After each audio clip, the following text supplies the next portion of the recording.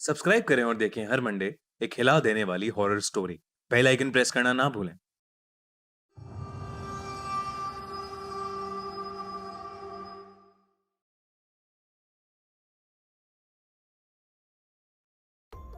God ends here, यानी भगवान यहां खत्म होता है। यही लिखा था एबी के काटा मोनेस्ट्री के उस खौफनाक दरवाजे पर, जिसके सामने दो नन्स खड़ी थीं। उनके पास अंदर जाने के अलावा कोई चारा नहीं था। एक नन ने दूसरी से कहा, आज हमें अपनी लाइफ सैक्रिफाइस करनी ही होगी, वरना इस दुनिया में कोई भी जिंदा नहीं बचेगा। उन दोनों ने उस दरवाजे को खोला और काटा मोनेस्ट्री के अंदर चली गईं। वहां उनका इंतजार एक भयानक दिखने वाली नन कर रही थी, जिसका नाम वैलिक था। वैलिक ने एक नन पर हमला करके उसे वहीं मार डाला। मरते मरते उस नन ने दूसरी नन को एक चाबी दी और कहा कि उसे ही ये करना होगा। दूसरी नन ने वो चाबी ली और किसी चीज की तरफ भागी, लेकिन इससे पहले कि वो कुछ कर पाती, वैलिक उस पर भी हमला करने लगी। लेकिन वो वहां से भाग गई और इससे पहले कि वैलिक उस तक पहुंचती, उसने फांसी लगाकर खुद को मार डाला। जब इन दोनों नन्स के मरने की खबर रोमानिया के एक महान प्रीस्ट के पास पहुंची, तो उसने इन सब बातों की तहकीकात करने की सोची और वो अपने साथ एरिन नाम की एक नन को लेकर एबी आ गए, जहां वो दोनों नन्स मारी गई थीं। सिस्टर एरिन के पास एक खास ताकत थी। उन्हें बहुत से विजन्स आते थे, जिसकी मदद से वो किसी अनहोनी को पहले ही देख लेती थी। वो कभी कभी आत्माओं को भी देख पाती थी और इसीलिए उस प्रीस्ट ने सिस्टर एरिन को अपने साथ आने के लिए चुना था। वो प्रीस्ट और सिस्टर रात के समय एबी के पूरे काटा मोनेस्ट्री की छानबीन कर रहे थे।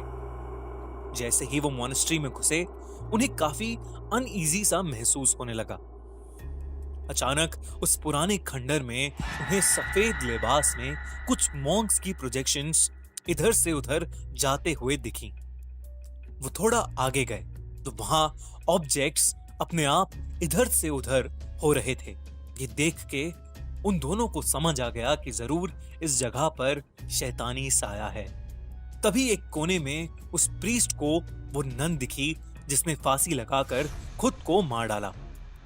उसकी गर्दन टूटी हुई थी और उसका मुंह आधा सड़ चुका था। अचानक उस नन ने अपनी आंखें खोली और उस प्रीस्ट पर हमला करके उसे एक कॉफिन में कैद कर दिया। दूसरी तरफ सिस्टर एरिन एबी के काटा मोनेस्ट्री में रह रही एक नन से टकरा गई। उससे बात करने पर मालूम हुआ कि बहुत समय पहले वहां पर एक एग्जॉर्सिज्म किया गया था, जिसके दौरान हमारी दुनिया में एक पोर्टल खुल गया था। उसी पोर्टल की मदद से कुछ शैतानी आत्माएं हमारी दुनिया में आने लगी थीं। वैलिक नाम की एक शैतानी आत्मा भी उसी पोर्टल के जरिए इस दुनिया में आई थी।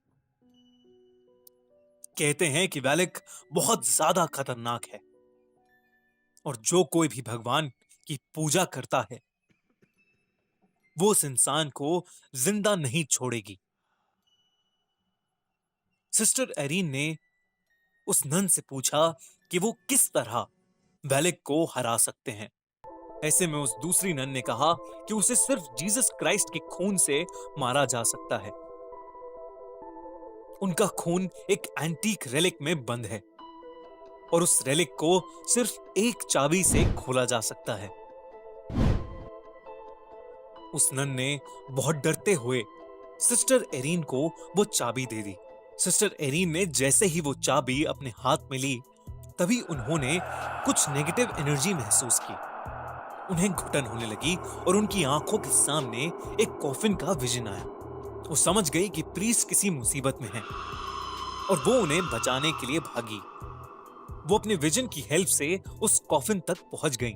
उस कॉफिन के अंदर बहुत से सांप थे जो प्रीस्ट को अंदर से खींच रहे थे, लेकिन एरिन ने प्रीस्ट को किसी तरह बाहर निकाल ही दिया।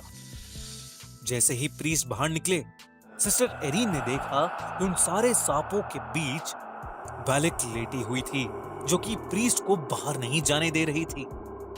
इससे पहले कि वो कुछ समझ पाते, वैलेक अचानक से गायब हो गई। सिस्टर एरीन ने प्रीस्ट को वो चाबी दी और उन्हें बताया कि वैलेक को कैसे खत्म किया जा सकता है। प्रीस्ट ने पूछा कि उसे ये सब कैसे पता लगा। सिस्टर एरीन ने कहा कि एबी की काटा मोनेस्ट्री में रहने वाली एक नन ने उसे ये सब बताया। इस पर प्रीस्ट ने कहा कि काटा मोनेस्ट्री में तो कोई भी नहीं रहता, वो तो पूरी तरह से उजड़ा हुआ है। सिस्टर एरीन ये सुनकर बहुत चौंक गई। इसका मतलब ये चाबी उन्हें जिसने दी थी वो भी एक आत्मा ही थी, जो वैलेक को हराने के लिए उनकी मदद कर रही थी। प्रीस्ट ने उस चाबी की मदद से कुछ मंत्र पढ़े, जिससे उन्हें पता लग गया कि वो एंटीक रेलिक कहां पर है, जिसमें जीसस क्राइस्ट का खून था। प्रीस्ट ने सिस्टर एरीन से कहा, आज हमें अपनी बलि देनी ही होगी, वरना इस दुनिया में कोई भी जिंदा नहीं बचेगा। वैलेक उनका वहीं इंतजार कर रही थी। जैसे ही वो अंदर घुसे, वैलेक ने प्रीस्ट को पकड़ लिया। सिस्टर एरीन ने उनके हाथ से चाबी ली और अपने विजन की मदद से उस एंटीक रेलिक को खोज निकाला। वो प्रीस्ट मंत्र पे मंत्र पढ़े जा रहा था, लेकिन वैलेक पर मानो कोई असर ही नहीं हो रहा था। अंत में उसने प्रीस्ट को बड़ी बेरहमी से मार डाला। अब वो सिस्टर एरीन के पास आ रही थी, लेकिन सिस्टर ने उस रेलिक को खोज लिया था। वैलेक ने सिस्टर को उनकी गर्दन से उठा लिया, लेकिन सिस्टर ने जल्दी से जीसस का खून वैलेक के ऊपर फेंक दिया। देखते ही देखते वैलेक बुरी तरह से जलने लगी। वो जोर जोर से चिल्लाने लगी और वहां से गायब हो गई। सिस्टर एरीन जमीन पर गिर पड़ी, लेकिन वो वैलेक को मारने में कामयाब रही। अगर आपको ये कहानी अच्छी लगी तो हमारा चैनल खूनी मंडे अभी सब्सक्राइब करिए और देखिए हिला देने वाली हॉरर स्टोरीज।